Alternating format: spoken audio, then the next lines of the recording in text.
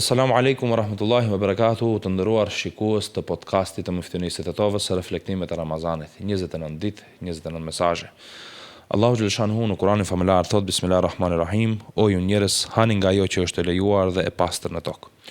Ky ajet nuk është, domethënë, vetëm thirrje për ushqim, është thirrje për ndërgjegje, është thirrje për përgjegjësi që i kemi ne ndaj vetvetes. Dhe pikërisht tema për të cilën do të flasim sot ka të bëjë me standardin halal, jo vetëm si etiket, jo vetëm si vol, jo vetëm si agjencion, por shumë gjëra të tjera të cilat kanë të bëjnë me jetën dhe rahatinë e besimtarit.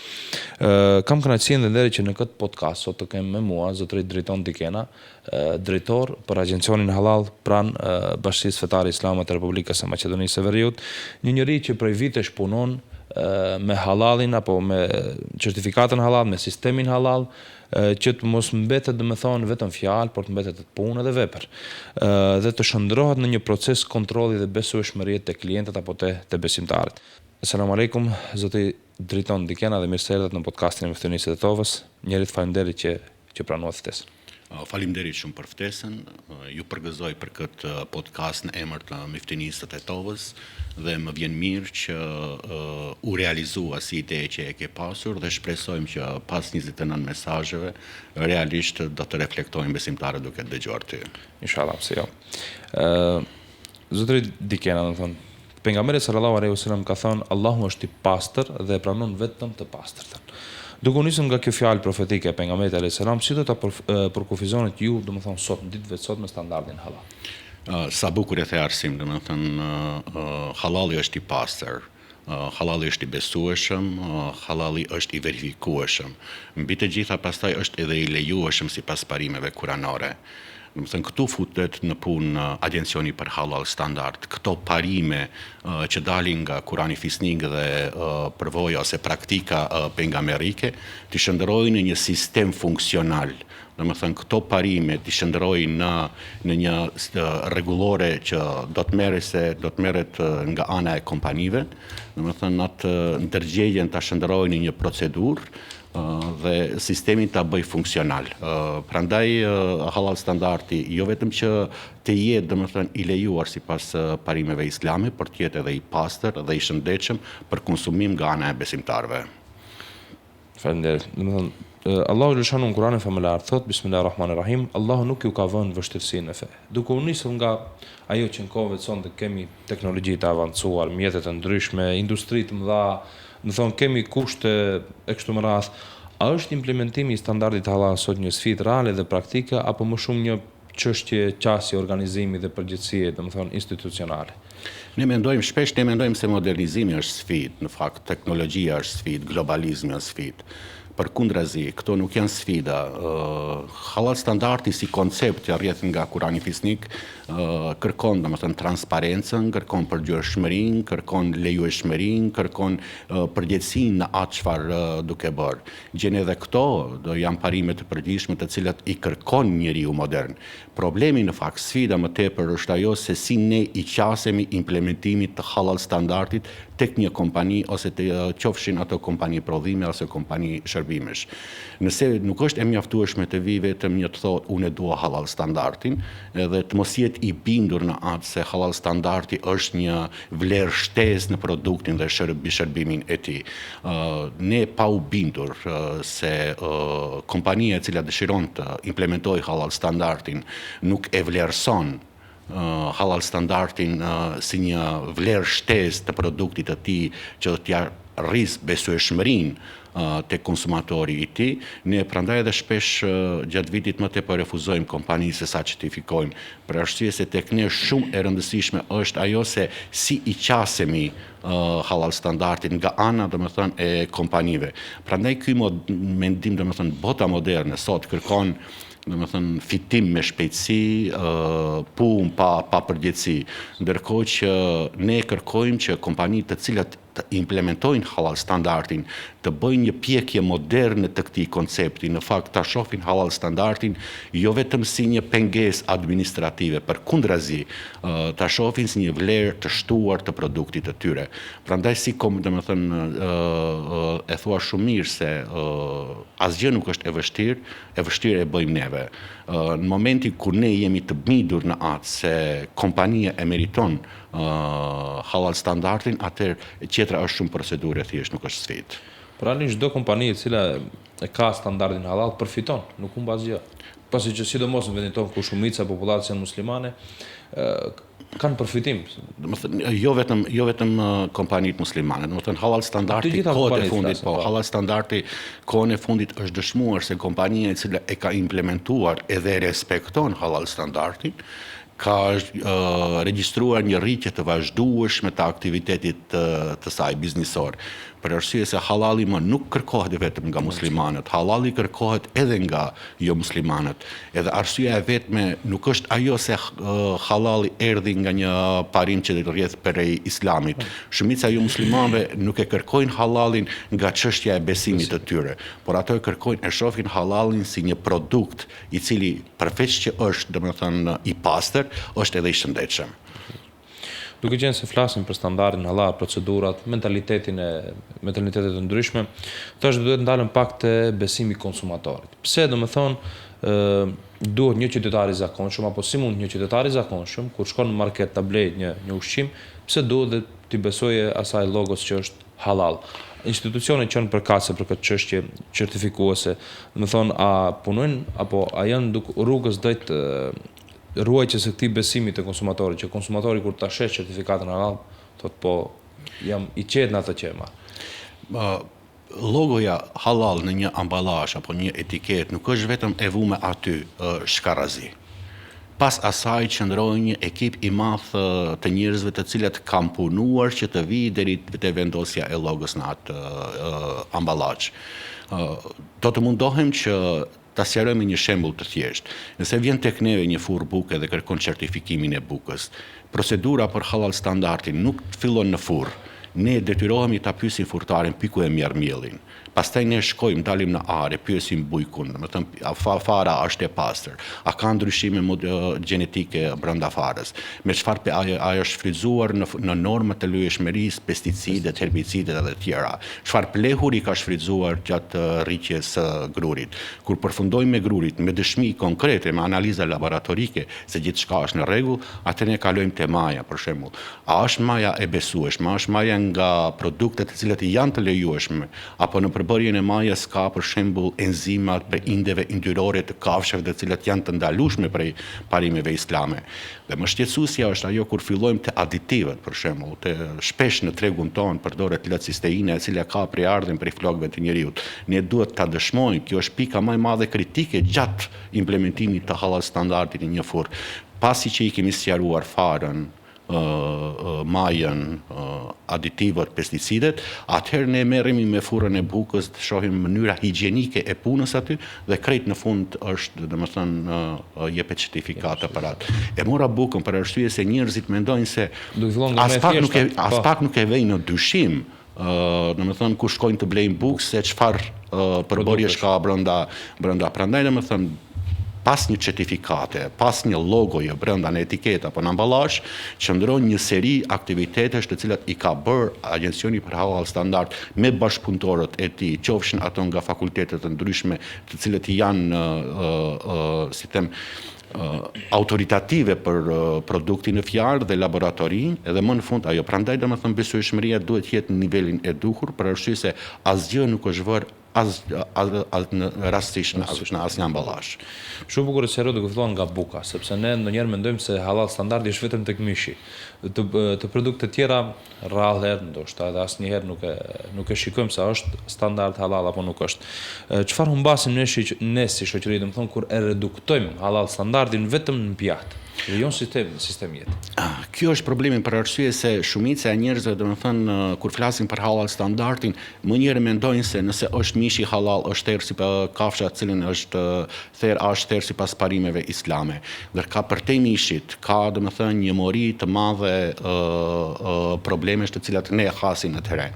Do t'ishte fatkeqësi nëse domethënë brenda një pjate e reduktohet pjata vetëm me mishin, ndërkohë të gjithë produktet e tjera nuk i përkasin, domethënë janë kundërshtim me parimet e halalit. Ne gjatë implementimit çështja e mishit arsim është procesi më i lehtë i implementimit. Parimi islam është i qartë, ju është ndaluar deri. Pik. Edhe këtu s'ka nevojë më për debate. Problemi fillon tek përbërjet e fshehta, domethënë industria ushqimore është zhvilluar aq shumë, prodhuesit janë aq neglizhent, saqë unë shpesh mendoj se ato e kanë tradhtuar konsumatorit duke u ofruar atyre përbërje të ndryshme brenda produkteve me shifra konkret, me terminologji teknike të cilët një konsumatori thjesht nuk mundet, po dhe nuk duhet t'i di.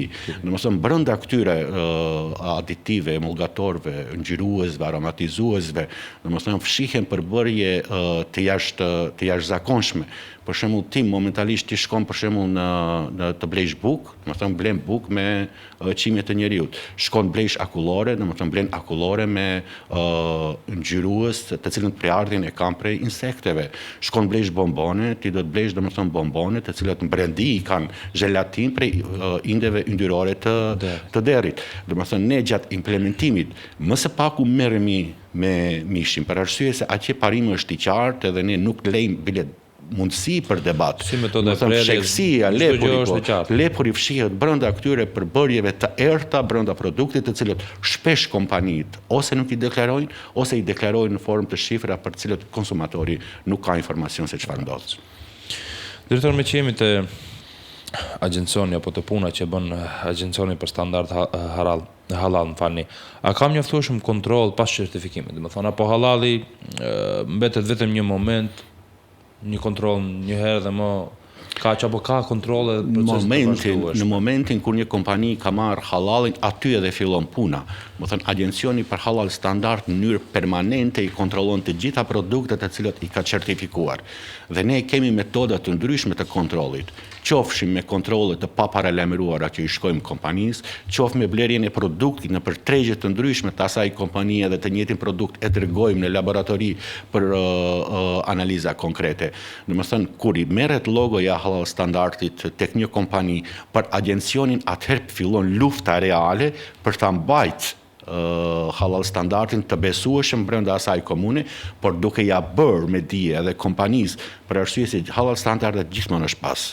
Edhe çdo domethënë keq përdrim nga ana e kompanisë do të ishte domethënë me sanksione shumë të ashpra ndaj kompanisë për arsye se nuk tradhtohet logoja, tradhtohet besimi. Edhe këtu duhet ta kenë qartë ato se besimtari kur e blen një produkt me logo të halalit, ai blen besimin e vet, edhe besimi nuk guxon të prishet.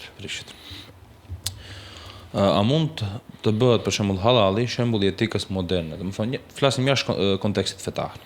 A mund bëhet halali shembull i etikës moderne? Mundet, po edhe duhet. Për arsye se kur flasim, domethënë deri tani folëm për halal standardin, po folëm për halal standardin vetëm në aspektin ushqimor.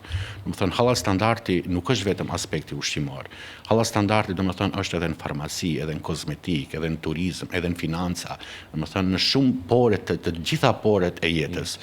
Unë mendoj se ti nëse e han një pjatë që është e certifikuar halal dhe atë produktet e asaj pjate i ke blerë, domethënë me parë haram, unë mendoj se atëherë halal standardi e ka hup kuptimin e tij. Sado që ta ketë etiketën halal, ose ke blerë me pasuri haram. Nëse ti për shembull e llogarit veti një konsumator i rregullt i halal produkteve, ndërkohë që shkon për turizëm në vende ku morali njerëzor është i debatueshëm, atëherë domethënë është përsëri vjen në shprehje se a është arsyeshme vetëm halal. Ose nëse ti domethënë thua unë jam një besimtar i fuqishëm dhe mundohem të ushqehem vetëm me produkte halal, ndërkohë që as pak nuk e çan kokën për produktet farmaceutike dhe kozmetike dhe përbërjen e atyre të cilët shpesh janë domethënë me përbërje të dyshimta, domethënë atëherë edhe halali vjen domethënë si them në një logo e cila nuk ka kuptim. Prandaj domethënë halal standardi, domethënë duhet të shndërrohet një stil jetese, të jetë domethënë mënyra e konceptimit, mënyra e mendimit, zgjedhja të jetë e gjithçkaje brenda islamijetit të përditshëm, të jetë i përmbushur me konceptet e halalit. Dhe këto programe dhe programet të tjera ndihmojnë shumë në ndërgjegjësimin e opinionit se jo gjithçka që duket përjashtë se është e lejueshme, brenda domethënë ka përbërës të cilat janë të debatueshme dhe diskutueshme. Realisht standardi halal nuk është vetëm te ushqimet. Jo, është në shumë aspekte të gjitha sferat. Prandaj unë them se halal standardi duhet të jetë zgjedhje e përditshme për të gjithë porët e jetës. Pejgamberi sallallahu alaihi wasallam ka thënë, njeriu nuk ka mbushur asnjë enë më të keqe se sa barku i tij.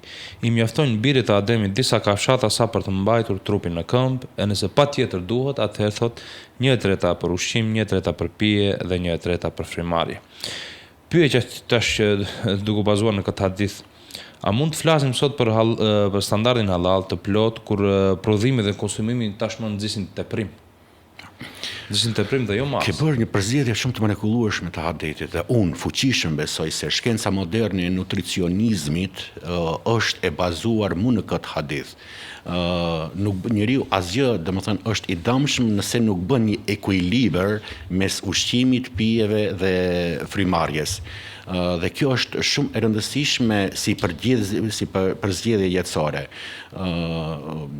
Është dashur për shembull vite të tëra studime shkencore, qindra punime shkencore, laboratori të ndryshme, analiza laboratori për ndryshme për ta bindur njeriu se njeriu duhet të konsumojë në masë, duhet të mbajë një ekuilibër mes ushqimit, pijeve dhe frymarrjes. Ndërkohë që këto parime gjigande që dalin nga Kurani ne i kemi aty, ndërkohë që i shkelim. Çfarë duhet të bëjmë? Domethënë duhet këto parime që dalin nga Kurani fisnik dhe hadithet nga një teori të nxjerrim në praktikë dhe në implementim të përgjithshëm. Këto, domethënë, porosi të nxjerrim domethënë prej librave hynor dhe t'i shndërrojmë domethënë në udhëzime praktike, t'i shndërrojmë për shembull në fushata sensibilizuese për mënyrën e ushqimit të fëmijëve dhe familjes tonë, të shndërrojmë në politikë shëndetësore. Vetëm atëherë, domethënë, halali do të fillojë të frymojë lirshëm. Unë mendoj afrin se e the hadithi është dëshmitë shkencore e kanë dëshmuar aspektin parimor të këtij hadithi. Ne çfarë duhet bëjmë? Vetëm që duhet fillojmë të implementojmë këto parime të përditshme. Faleminderit. Çfarë ndodh me subjektet të cilat e keqpërdorin, më thonë logon halal? Cilët janë pasojat ligjore apo se ka subjekte të cilat ndoshta nuk e kanë as pak certifikatën halal, po e keqpërdorin duke dashur që të fitojnë besimin e konsumatorëve dhe normal të kenë përfitimet e tyre personale, përfitimet e kompanisë, ndërsa në anën tjetër bien kundërshtim me parimet fetare, por edhe morale. Çfarë ndodh me ato kompani apo me ato subjekte? Në praktikën tonë, domethënë deri tani kemi pas, domethënë raste kur ka pas kompani të cilat e kanë keqpërdor halalin. Unë mbaj mend në fillim të themelimit të agjencionit halal standard kur shkonim në për kompani për të prezantuar halal standardi si një vlerë shtesë brenda produktit të tyre, përgjigjja e tij e din çfarë ishte, thoshte unë jam musliman. Nga ajo që mendon se është musliman, ai mendon se të gjitha produktet brenda tij, brenda kompanisë së tij mund të jetë edhe halal. Edhe shpesh domethënë ky keqpërdorim ndodh me dy arsye. Njëra arsye është nga mosdia. Arsyeja e dytë është nga e din, mirë po e bën për arsye se e din se halali do t'i sjellë konsumator. Unë mendoj pavarësisht kush është baza e keqpërdorimit të halalit, ai bën tre tradhti. Tradhtia e parë është ligjore, për arsye se agjencioni për halal standard ka të drejtën ekskluzive për përdorimin e logos halalit në për amballazha dhe etiketa dhe asnjë kompani tjetër ose asnjë institucion tjetër brenda territorit sovran të Maqedonisë së Veriut nuk mund ta bëjë të njëjtën. Edhe për këtë çdo kompani ka, domethënë, edhe sanksione ligjore për të ruajtur drejtën e autorsisë të halalit, domethënë. E dyta tradhti është për arsye se ai domethënë ka tradhtuar konsumatorin se konsumatori e ka besuar atë produkt, ndërkohë që ai e ka tradhtuar me keqpërdorimin e parsyrshëm të logos halal, dhe treta për mua është marrana tradhtia që i bëhet besimit. Ai e ka tradhtuar besimin e një numri të madh të konsumatorëve dhe kjo është domethënë ajo thyrje morale. Prandaj edhe sanksionet ndaj këtyre kompanive duhet të jenë të ashpra për arsye se me një keqpërdorim i pamenduar mirë, vihet në dyshim pastaj besimi i logos së halalit edhe të produkte të tjera të cilat e kanë kaluar procesin e implementimit në mënyrë të suksesshme dhe punojnë në mënyrë shumë të sinqertë. Prandaj dënimi dhe sanksioni ndaj këtyre, nuk duhet të jetë vetëm financiar, por ato duhet dalin edhe në publik, të etiketohen për arsye se një keqpërdorim i vogël hub besimin tek një punë shumë e madhe që bëhet brenda agjencionit të halal standardit dhe në kornizën në fakt të komplet institucionit të Bashkisë Fetare Islame. Faleminderit. Drejtor, agjencioni halal tash merret vetëm me certifikimin e halal apo zhvillon edhe studime, aktivitete shkencore, hulumtime kështu me radhë? Pjesa certifikuese e kompanive është një pjesë shumë e rëndësishme e agjencionit për halal standard dhe mirë po nuk është gjitha, ne organizojmë shpesh, edhe konferenca shkencore, organizojmë tribuna fetare, organizojmë tryeza të rrumbullakta në kuadër të aktiviteteve të Bashkisë Fetare Islame, dhe këto gjithë janë për ndërsimin e opinionit. Ndërkohë që merremi edhe me studime shkencore, mua më vjen mirë që brenda këtij viti do dalë një enciklopedi në fakt për pikat kritike të halal standardit, e cila flet mu për këtë pjesën e erët të industrisë ushqimore, të cilët e kanë shkruar profesor eminent nga Fakulteti i Teknologjisë Ushqimore dhe do të financohet nga Bashkia Fetare Islame për të dalë në dritë ky, ndërkohë që momentalisht Arsim janë duke u implementuar 3 studime shkencore në brenda territorit të Maqedonisë, të cilët shpresojmë se gjatë vitit 2026 do të përfundojnë dhe unë mendoj se do duhet edhe të jemi transparent në përfundimin e këtyre studimeve për arsye se janë jashtëzakonisht shumë të rëndësishme. Studimi i parë ka se sa ka inde yndyrore të derrit në produktet e deklaruara si të pulës, të sallamet, salçiçet, pashtetat. Për arsye se kohët e fundit ka filluar të lind një dyshim se mund të ketë yndyra derri brenda këtyre produkteve të cilat në treg shiten si produkte të pulës, që ka të bëjnë me sallamat, salçiçet, pashtetat e të tjera. Ky është një studim. Studimi i dytë ka të bëjë me produktet që janë derivat i mishit të grirë, për shembull pleskavive, ca qevape, sende. Ka filluar të lindin dyshime se brenda këtyre mund të ketë, edhe mish të kalit, edhe mish të gomarit. Edhe për këtë arsye, është duke marrë mostra nga shumë fast food, nga shumë restorante të cilat do të shkojnë në laboratori për të analizuar. Dhe pjesa e tretë, studimi i tretë ka të bëjë me përbërjen e alkoholit të pa deklaruar në përpije të ndryshme, qofshin ato birra pa alkohol, verë pa alkohol, shampanjë pa alkohol, të deklaruara si pa alkohol, por edhe pijeve të ndryshme të cilat kanë prezencë të alkoholit, mirë po nuk janë të deklaruara në etiketat e tyre. Këto tre studime mendoj se do të përfundojnë gjatë këtij viti edhe do të transmetohen për të njohur qytetarët, për të ditë qytetarët, për arsye se Bashkia Islame nuk merret vetëm me certifikimin. Agencioni që funksionon në kuadër Bashkisë Fetare Islame, ai e ka dert edhe mirëqenien, edhe besimin edhe e qytetarit. Prandaj si agencion nuk merremi vetëm me certifikim, por merremi edhe me lëmi të tjera të cilat kanë të bëjnë me aspektin shkencor të halallit. Faleminderit, drejtor. Dhe për në fund, si e shihni të ardhmen e standardit halal në këtë treg kaq agresiv, do thoja gjithnjë më të ashpër, më të shpejt. Si e shihni tonë? Në këtë botë globalizmi është ndruar gati në një fshat të vogël për arsye se të komunikimit të shpejt të institucioneve të shteteve mes njëri tjetrit, sidomos edhe në tregtinë e industrisë ushqimore, është bërë rrezik se sa do ta mbajmë besueshmërinë e halal standardit. Unë mendoj se ne si agencionet të halal standardit, ku do të ulemi në tavolinë për të bërë kompromis me industrinë ushqimore, se deri ku mund të jenë vijat e kuq, që në atë moment unë kam përshtypjen se ne si agencioni halal standardit e kemi hub rrugën. Nuk duhet ketë kompromis në parimet të cilët dalin nga Kurani dhe hadithi. Ne nuk duhet të krahasohemi me standarde të tjera. Për arsye se unë vlerësoj se halal standardi është kurore standardeve tjera. Derisa për shembull Hasapi merret vetëm me pastërtinë ose ISO merret vetëm me sigurinë ushqimore, unë tregova te buka se halal standardi merret me gjurmshmërinë e komplet ciklit qetësor të një produkti. Prandaj domethënë ne nuk duhet të futemi në kompromis. Ajo që duhet të bëhet është unifikimi i halal standardit në nivel global dhe ka iniciativa të tjera. Bashkia Islame i ndjek domethënë këto konferenca ndërkombëtare ku bëhen këto lëvizje, ne veç u bëm edhe themelues të një asociacioni evropian për unifikimin e halal standardit, edhe të formojmë domethënë institucione të forta, të sigurta, të cilët nuk bin kompromis me asgjë për sa i takon parimeve të cilët dalin nga besimi ynë. Besoj që domethënë ashtu halal standardi do të jetë një industri e fuqishme, ndërkohë do të mbesi vetëm një logo në etiketë. Sot ju shpërbleft nderuar drejtor. Faleminderit që ishi pjesë e këtij emisioni për këshillat, për sqarimet e bukura që i bëhet, sepse është një temë që rrallë opinioni njoftohet me çështjet apo problematika, zgjidhjet, punët që i ka standardi halal. Zoti ju shpërbleft edhe një herë, faleminderit që pranuat të jeni pjesë e këtij. Faleminderit edhe juve shumë për ftesën. Faleminderit. Të nderuar shikues, standardi halal nuk është thjesht një vull apo një certifikat në mur apo një certifikat në një produkt ushqimor. Është më shumë se kaq.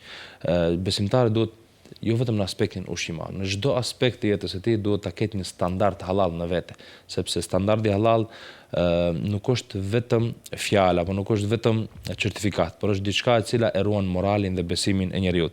Dhe ne këto të cilët folëm sot nuk i folëm për ta friksuar opinionin apo për të treguar se duhet jeni të dyshimt në çdo produkt ushqimor.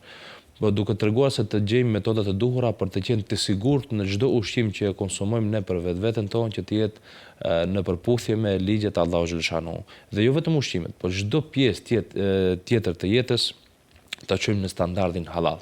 Duke lënë në mëshirën e Allahut xhaleshanu deri në podcastin e ardhshëm. Asalamu alaykum wa rahmatullahi wa barakatuh.